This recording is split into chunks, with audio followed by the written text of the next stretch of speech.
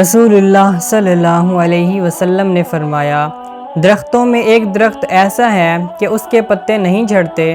اور مسلمان کی مثال اسی درخت کی سی ہے، بتاؤ وہ کون سا درخت ہے؟ یہ سن کر لوگوں کا خیال جنگل کے درختوں کی طرف دوڑا۔ عبداللہ رضی اللہ عنہ نے کہا، میرے دل میں آیا کہ وہ کھجور کا درخت ہے، مگر میں اپنی کم سنی کی شرم سے نہ بولا۔ آخر صحابہ کرام نے رسول اللہ صلی اللہ علیہ وسلم ہی سے پوچھا کہ وہ کون سا درخت ہے؟ آپ نے فرمایا، وہ کھجور کا درخت ہے۔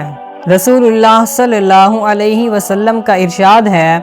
کہ حسد صرف دو باتوں میں جائز ہے، ایک تو اس شخص کے بارے میں جسے اللہ نے دولت دی ہو اور وہ اس دولت کو راہ حق میں خرچ کرنے پر بھی قدرت رکھتا ہو، اور ایک اس شخص کے بارے میں جسے اللہ نے حکمت کی دولت سے نوازا ہو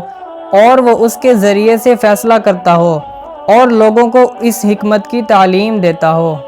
رسول اللہ صلی اللہ علیہ وسلم نے فرمایا، علامات قیامت میں سے یہ ہے کہ دینی علم اٹھ جائے گا اور جہل ہی جہل ظاہر ہو جائے گا، اور اعلانیہ شراب پی جائے گی اور زنا پھیل جائے گا۔ رسول اللہ صلی اللہ علیہ وسلم نے فرمایا کہ علامات قیامت میں سے یہ ہے کہ علم دین کم ہو جائے گا، جہل ظاہر ہو جائے گا، زنا بکثرت ہوگا، عورتیں بڑھ جائیں گی اور مرد کم ہو جائیں گے، حتیٰ کہ 50 عورتوں کا نگران صرف ایک مرد رہ جائے گا۔